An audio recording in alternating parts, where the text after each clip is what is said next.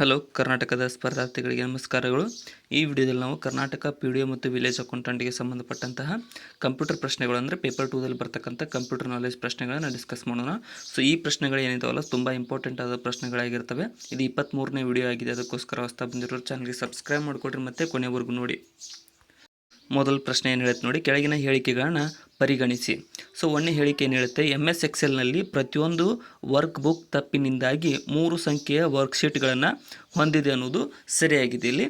ಮತ್ತು MS ಎಕ್ಸೆಲ್ನಲ್ಲಿ = ಚಿಹ್ನೆಯೊಂದಿಗೆ ಸೂತ್ರವು ಪ್ರಾರಂಭವಾಗುತ್ತದೆ, ಇದು ಕೂಡ ಸರಿ.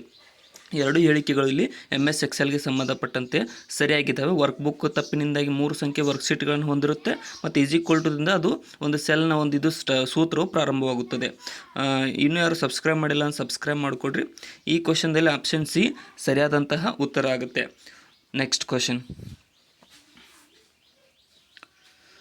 ಯಂತ್ರ ಭಾಷೆಯು ಯಾವ ರೀತಿಯಾದ ಭಾಷೆ ಅಂತ ಕೇಳ್ತಾರೆ. ಸೊ ಇಲ್ಲಿ ಮೊದಲೇ ಹೇಳಿಕೆ ಏನು ಹೇಳುತ್ತೆ, ಪ್ರೋಗ್ರಾಮ್ಗಳನ್ನು ಮೊದಲಿಗೆ ಬರೆಯಲಾಗದ ಭಾಷೆ ಸರಿಯಾಗಿದೆ. ಇನ್ನು ಕಂಪ್ಯೂಟರ್ನಿಂದ ಮಾತ್ರವೇ ಅರ್ಥ ಮಾಡಿಕೊಳ್ಳುವಂತಹ ಭಾಷೆ, ಅದು ಕೂಡ ಸರಿಯಾಗಿದೆ. ಒಂದು ಕಂಪ್ಯೂಟರ್ನಿಂದ ಮತ್ತೊಂದು ಕಂಪ್ಯೂಟರ್ಗೆ ವಿಭಿನ್ನವಾಗಿರುತ್ತದೆ, ಇದು ಕೂಡ ಸರಿ. ಸೊ ಇಲ್ಲಿ 3 ಹೇಳಿಕೆಗಳು ಸರಿಯಾಗ್ತವೆ, ಆಪ್ಷನ್ ಡಿ ಸರಿಯಾಗಿದೆ. ನೆಕ್ಸ್ಟ್, ಕೆಳಗಿನವುಗಳಲ್ಲಿ ಯಾವುದು ಬೈನರಿ ಸಂಖ್ಯೆ ಅಲ್ಲ ಅಂತ ಕೇಳಿದರೆ, ಸೊ ಇದರ ಮೇಲೆ ಒಂದು ಕ್ವಶನ್ ಪಿಕ್ಸ್ ಇರುತ್ತೆ. ಸೊ 0-1 ಬಿಟ್ಟು ಬೇರೆ ಯಾವುದಾದ್ರು ನಂಬರ್ ಬಂದರೆ ಅದು ಬೈನರಿ ಸಂಖ್ಯೆ ಆಗಿರುವುದಿಲ್ಲ. ಇಲ್ಲಿ ಸರಿಯಾದಂಥ ಉತ್ತರ ಆಪ್ಷನ್ ಸಿ ನೋಡಿ, 2021 ಅನ್ನುವಂಥದ್ದು ಬೈನರಿ ಸಂಖ್ಯೆ ಅಲ್ಲ. ನೆಕ್ಸ್ಟ್, ಇನ್ನು ಪ್ರತಿಯೊಂದು ಕ್ಯಾರೆಕ್ಟರನ್ನು ವಿಶಿಷ್ಟ 8 ಬಿಟ್ ಸಂಕೇತವಾಗಿ ಪ್ರತಿನಿಧಿಸಲು ಅತಿ ಪ್ರಾಮುಖ್ಯವಾಗಿ ಬಳಸುವಂತಹ ಕೋಡ್ ಎಂದರೆ ಯಾವುದು? ಇಲ್ಲಿ ಆಪ್ಷನ್ ನೋಡಿ, ASCII ಎನ್ನುವಂತಹ ಕೋಡನ್ನು 8 ಬಿಟ್ ಸಂಕೇತವಾಗಿ ಪ್ರತಿನಿಧಿಸಲು ಅತಿ ಮುಖ್ಯವಾಗಿ ಬಳಸುವಂತಹ ಕೋಡ್ ಆಗಿರುತ್ತದೆ. ಇನ್ನು ಕಂಪೈಲರ್ ಎಂದರೆ ಏನು ಅಂತ ಕೇಳಿದರೆ, ಸೊ ಕಂಪೈಲರ್ ಅಂತ ಅಂದರೆ ಏನು? ಇಲ್ಲಿ ಸರಿಯಾದಂಥ ಉತ್ತರವಾಗುವುದು ಆಪ್ಷನ್ ಡಿ ನೋಡಿ, ಕೆಲವು ಪ್ರೋಗ್ರಾಮನ್ನು ವಸ್ತು ವಿಷಯ ಸಂಕೇತವಾಗಿ ಭಾಷಾಂತರಿಸುವ ಒಂದು ಭಾಷಾಂತರಕಾರಕ್ಕೆ ಕಂಪೈಲರ್ ಅಂತ ಕರೆಯಲಾಗುತ್ತದೆ.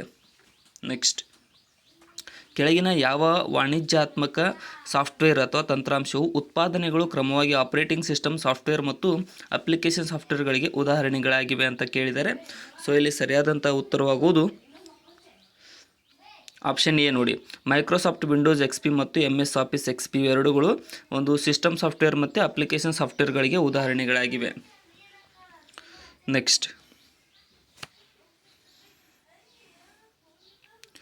ಪಾಸ್ಕಲ್ ಪ್ರೋಗ್ರಾಮಿಂಗ್ ಭಾಷೆಯನ್ನು ಕಂಡುಹಿಡಿದವರು ಯಾರು ಅಂತ ಕೇಳಿದ್ದಾರೆ. ಪಾಸ್ಕಲ್ ಪ್ರೋಗ್ರಾಮಿಂಗ್ ಭಾಷೆಯನ್ನು ಕಂಡುಹಿಡಿದವರು, ಇಲ್ಲಿ ಸರಿಯಾದ ಉತ್ತರ ಆಪ್ಷನ್ ಬಿ, ನಿಕ್ಲೋಸ್ ವರ್ತ್ ರವರು ಈ ಒಂದು ಪಾಸ್ಕಲ್ ಪ್ರೋಗ್ರಾಮಿಂಗ್ ಭಾಷೆಯನ್ನು ಕಂಡುಹಿಡಿದವರಾಗಿದ್ದಾರೆ. ನೆಕ್ಸ್ಟ್, ಇನ್ನು ಕೆಳಗಿನ ಯಾವ ಟೋಪಾಲಜಿಯಲ್ಲಿ ನೆಟ್ವರ್ಕ್ ಕಂಪ್ಯೂಟರ್ಗಳನ್ನು ಅದೇ ಕೇಬಲ್ಗೆ ಸಂಪರ್ಕಿಸಲಾಗುತ್ತದೆ? ಸರಿಯಾದಂತಹ ಉತ್ತರ ಆಪ್ಷನ್ ಸಿ ನೋಡಿ, ಬಸ್ ಅನ್ನುವಂತಹ ಒಂದು ನೆಟ್ವರ್ಕ್ ಕಂಪ್ಯೂಟರ್ಗಳನ್ನು ಅದೇ ಕೇಬಲ್ಗೆ ಸಂಪರ್ಕಿಸಲು ಬಳಸಲಾಗುತ್ತದೆ ಅಂತ ಟೋಪಾಲಜಿ ಆಗಿದೆ, ಬಸ್. ನೆಕ್ಸ್ಟ್, ಇನ್ನು ಬ್ಯಾಂಡ್ವಿಡ್ತ್ ಎಂಬುದು ಕೆಳಗಿನ ಯಾವುದಕ್ಕೆ ಸಂಬಂಧಿಸಿದೆ? ಬ್ಯಾಂಡ್ವಿಡ್ತ್ ಅಂತ ಅಂದರೆ ಯಾವುದು? ಸರಿಯಾದ ಉತ್ತರ ಆಪ್ಷನ್ ಬಿ ನೋಡಿ, ಒಂದು ನೀಡಿರುವ ಸಮಯದಲ್ಲಿ ಒಂದು ಸಂವಹನ ಮಾಧ್ಯಮವು ವರ್ಗಾಯಿಸಬಹುದಾದ ಮಾಹಿತಿಯ ಮೊತ್ತಕ್ಕೆ ಬ್ಯಾಂಡ್ವಿಡ್ತ್ ಅನ್ನಲಾಗುತ್ತದೆ. ಆಪ್ಷನ್ ಬಿ ಇಲ್ಲಿ ಸರಿಯಾದಂತಹ ಉತ್ತರ. ಇನ್ನು ಕೆಳಗಿನವುಗಳಲ್ಲಿ ಯಾವುದು ಈ ಅಂಚೆ ವಿಳಾಸದ ಒಂದು ಭಾಗವಾಗಿಲ್ಲ? ಇಲ್ಲಿ ಸರಿಯಾದಂತಹ ಉತ್ತರ ಆಪ್ಷನ್ ಸಿ ನೋಡಿ, ಯಾವುದು ಸ್ಪೇಸ್ ಅನ್ನುವಂಥದ್ದು ಈ ಅಂಚೆ ವಿಳಾಸದ ಒಂದು ಭಾಗವಾಗಿರುವುದಿಲ್ಲ. ನೆಕ್ಸ್ಟ್, ಒಂದು ಎಲೆಕ್ಟ್ರಾನಿಕ್ ಸಂವಹನದಲ್ಲಿ ಒಬ್ಬ ನಂಬಿಕಾರ್ಹ ವ್ಯಕ್ತಿ ಅಥವಾ ಒಂದು ವಹಿವಾಟಿನ ಸೋಗಿನಿಂದ ಛದ್ಮವೇಷದಿಂದ ಪಾಸ್ವರ್ಡ್ಗಳು, ಕ್ರೆಡಿಟ್ ಕಾರ್ಡ್ಗಳು, ಡೆಬಿಟ್ ಕಾರ್ಡ್ಗಳಂತಹ ಸೂಕ್ಷ್ಮ ಮಾಹಿತಿಯನ್ನು ಗಳಿಸಲು ಪ್ರಯತ್ನಿಸುವ ನಿರ್ಣಾಯಕ ಕೆಳಗಿನವುಗಳಲ್ಲಿ ಯಾವುದು ಅಂತ ಕೇಳಿದರೆ, ಸೊ ಇಲ್ಲಿ ಸರಿಯಾದಂಥ ಉತ್ತರ ಅದಕ್ಕೆ ಫಿಶಿಂಗ್ ಅಂತ ಕರೀತಾರೆ. ಫಿಶಿಂಗ್ ಅಂದರೆ ಜಾಲದಲ್ಲಿ ಬೀಳಿಸ್ಕೊಳ್ಳೋದಂತ, ಫಿಶಿಂಗ್. ನೆಕ್ಸ್ಟ್, ಇನ್ನು ಮೈಕ್ರೋಸಾಫ್ಟ್ ಆಫೀಸ್ 2007ರಲ್ಲಿ ಪವರ್ ಪಾಯಿಂಟ್ನ ವಿಸ್ತರಣೆ ಏನು? ಮೈಕ್ರೋಸಾಫ್ಟ್ ಆಫೀಸ್ 2007ರ ಪವರ್ ಪಾಯಿಂಟ್ PPTಯ ವಿಸ್ತರಣೆ, ಎಕ್ಸ್ಟೆನ್ಷನ್ ಅಂತ ಕರಿತೀವಿ. ಇಲ್ಲಿ ಆಪ್ಷನ್ ಬಿ ನೋಡಿ, .pptx ಅನ್ನುವಂಥದ್ದು ಪವರ್ ಪಾಯಿಂಟ್ನ ಎಕ್ಸ್ಟೆನ್ಷನ್ ಆಗಿರುತ್ತದೆ. ನೆಕ್ಸ್ಟ್, ಇನ್ನು MS ಪವರ್ ಪಾಯಿಂಟ್ನಲ್ಲಿ ಕೀಬೋರ್ಡ್ನ ಯಾವ ಕೀಲಿಯನ್ನು ವ್ಯೂ ಸ್ಲೈಡ್ ಶೋಗೆ ಬಳಸಲಾಗುತ್ತದೆ?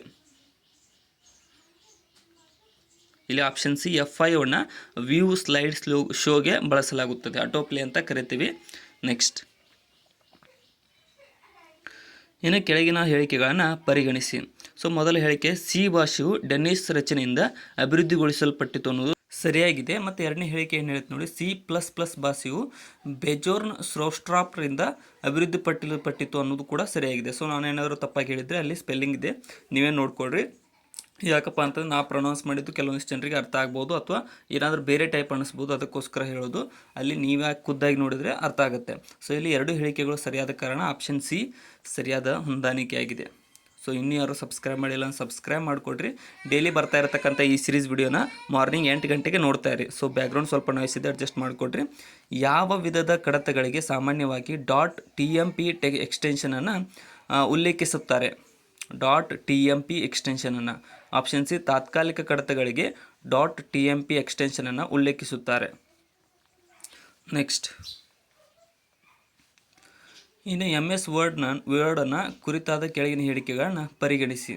ಸೊ MS ವರ್ಡ್ನಲ್ಲಿ ಬಳಸುವ ಡಿಫಾಲ್ಟ್ ಫಾಂಟ್ ಏರಿಯಲ್ ಆಗಿದೆ ಅನ್ನೋದು ತಪ್ಪು. ಯಾಕಪ್ಪ ಅಂತಂದರೆ MS ವರ್ಡ್ನಲ್ಲಿ ಡಿಫಾಲ್ಟ್ ಫಾಂಟ್ ಏರಿಯಲ್ ಆಗಿರೋದಿಲ್ಲ. ಇನ್ನು MS ವರ್ಡ್ನಲ್ಲಿ ಡಿಫಾಲ್ಟ್ ಎಡ ಮಾರ್ಜಿನ್ 1.0 ಆಗಿದೆ, ಇನ್ನು ಎರಡನೇ ಸರಿಯಾಗಿದೆ. ಬಿ ಮಾತ್ರ ಇಲ್ಲಿ ಸರಿಯಾದಂಥ ಉತ್ತರ, ಆಪ್ಷನ್ ಬಿ ಸರಿಯಾಗಿದೆ ನೋಡಿ, ಎ ತಪ್ಪು. ನೆಕ್ಸ್ಟ್, ಇನ್ನು MS ವರ್ಡ್ನಲ್ಲಿ ಬುಲೆಟ್ಸ್ಗಳನ್ನು ಸೇರಿಸಲು ಬಳಸುವಂತಹ ಸಮೀಪದಾರಿ ಈ ಕೆಳಗಿನವುಗಳಲ್ಲಿ ಯಾವುದು? ಇಲ್ಲಿ ಆಪ್ಷನ್ ಎ ನೋಡಿ, Ctrl+Shift+S ಅನ್ನು ಬಳಸಿ ಈ ಒಂದು ಬುಲೆಟ್ಸ್ಗಳನ್ನು ಸೇರಿಸಲು ಬಳಸಲಾಗುತ್ತದೆ MS ವರ್ಡ್ನಲ್ಲಿ. ಇನ್ನು MS ವರ್ಡ್ನಲ್ಲಿ ಇನ್ಸರ್ಟ್ ಎಂಬ ನೋಟ್ ಎಂಬುದು ಎಲ್ಲಿರುತ್ತದೆ ಅಂತ ಕೇಳಿದರೆ, ಸೊ ಇನ್ಸರ್ಟ್ ಎಂಡ್ ಅನ್ನುವಂಥ ನೋಟ್, ಇನ್ಸರ್ಟ್ ಎಂಡ್. ಇಲ್ಲಿ ಆಪ್ಷನ್ ಬಿ ರಿಫರೆನ್ಸ್ ಮೆನುದಲ್ಲಿ ಈ ಒಂದು ಇನ್ಸರ್ಟ್ ಎಂಡ್ ಅನ್ನುವಂಥ ನೋಟ್ ಕಂಡುಬರುತ್ತೆ MS ವರ್ಡ್ನಲ್ಲಿ, ರೆಫರೆನ್ಸ್ ಮೆನುದಲ್ಲಿ. ಇನ್ನು MS ಎಕ್ಸೆಲ್ನಲ್ಲಿ ಈ ಕೆಳಗಿನವುಗಳಲ್ಲಿ ಯಾವುದು ಹೋಲಿಕೆ ಆಪರೇಟರ್ ಅಲ್ಲ? ಚಿಹ್ನೆಗಳನ್ನು ನೋಡ್ಕೊಡ್ರಿ. ಇಲ್ಲಿ ಸರಿಯಾದಂಥ ಉತ್ತರ ಆಪ್ಷನ್ ಬಿ ಆಗುತ್ತೆ. ಅದು ಆ ಚಿಹ್ನೆ ಏನಿದೆಯಲ್ಲ ಅದು ಒಂದು ಹೋಲಿಕೆ ಆಪರೇಟರ್ ಆಗಿರುವುದಿಲ್ಲ, ಕಂಪ್ಯಾರಿಸನ್ ಆಪರೇಟರ್ ಅಲ್ಲ. ನೆಕ್ಸ್ಟ್ ಸೆಲ್ ರೇಂಜ್ F2ನಿಂದ L12ವರೆಗಿನ ಸೆಲ್ ರೆಫರೆನ್ಸನ್ನು ಕೆಳಗಿನವುಗಳಲ್ಲಿ ಯಾವುದು ನೀಡುತ್ತದೆ ಅಂತ ಕೇಳಿದ್ದಾರೆ. ಸೊ ಇಲ್ಲಿ ಸರಿಯಾದಂತಹ ಉತ್ತರವಾಗುವುದು ಆಪ್ಷನ್ ಸಿ ನೋಡಿ, F2:L12 ಅನ್ನುವಂತಹ ಒಂದು ಸೆಲ್ ರೆಫರೆನ್ಸನ್ನು ಇದು ನೀಡುತ್ತದೆ. ಆಪ್ಷನ್ ಸಿ ಇಲ್ಲಿ ಸರಿಯಾಗಿದೆ. ಇನ್ನು ಕೆಳಗಿನವುಗಳಲ್ಲಿ ಯಾವುದು ಔಟ್ಪುಟ್ ಡಿವೈಸ್ ಅಲ್ಲ ಅಂತ ಕೇಳಿದರೆ, ಸೊ ಈ ಕೆಳಗಿನವುಗಳಲ್ಲಿ ಯಾವುದು ಒಂದು ಔಟ್ಪುಟ್ ಡಿವೈಸ್ ಆಗಿರುವುದಿಲ್ಲ. ಇಲ್ಲಿ ಸರಿಯಾದಂಥ ಉತ್ತರ ಆಪ್ಷನ್ ಎ ನೋಡಿ, ಸ್ಕ್ಯಾನರ್ ಅನ್ನುವಂಥದ್ದೊಂದು ಔಟ್ಪುಟ್ ಡಿವೈಸ್ ಅಲ್ಲ, ಇದೊಂದು ಇನ್ಪುಟ್ ಡಿವೈಸ್ ಆಗಿದೆ ಸ್ಕ್ಯಾನರ್. ನೆಕ್ಸ್ಟ್, ಪೆಟಾಬೈಟ್ PB ಅಂತ ಏನು ಕರಿತೀವಲ್ಲ ಎಂಬ ಪದವು ಇದಕ್ಕೆ ಸಂಬಂಧವಿದೆ. ಯಾವುದಕ್ಕೆ PB ಅನ್ನುವಂಥದ್ದು ಸಂಬಂಧವಿದೆ? ಇಲ್ಲಿ ಸರಿಯಾದ ಉತ್ತರ ಆಪ್ಷನ್ ಎ ನೋಡಿ, 1024 ಟೆರಾಬೈಟ್ಸ್ಗೆ ಈ ಒಂದು PB ಅನ್ನುವಂಥ ಪೆಟಾಬೈಟ್ ಅನ್ನುವಂಥದ್ದು ಸಂಬಂಧವಿದೆ. ಸೊ ಇಲ್ಲಿಗೆ ಇವತ್ತಿನ ನಮ್ಮ ಏನು ಕಂಪ್ಯೂಟರ್ ನಾಲೆಜ್ ಪ್ರಶ್ನೆಗಳು ಮುಕ್ತಾಯಗೊಂಡಿದ್ದಾವೆ. ಕೊನೆವರೆಗೂ ನೋಡಿದ್ದಕ್ಕೆ ಎಲ್ಲರಿಗೂ ಧನ್ಯವಾದಗಳು. ವಿಡಿಯೋನ ಆದಷ್ಟು ನಿಮ್ಮ ಫ್ರೆಂಡ್ಸ್ಗೆ ಶೇರ್ ಮಾಡಿ, ಮತ್ತು ಡಿಸ್ಕ್ರಿಪ್ಷನ್ ಇರತಕ್ಕಂಥ ನಮ್ಮ channel Instagram, Telegram, Facebook, WhatsApp Threads ಕೂಡ ಫಾಲೋ ಮಾಡಿಕೊಡ್ರಿ. ಏನಾದರೂ ತಪ್ಪು ಅನಿಸಿದರೆ ಕಮೆಂಟ್ ಸೆಕ್ಷನ್ದಲ್ಲಿ ಕಮೆಂಟ್ ಕೂಡ ಮಾಡಿ. Thank you so much.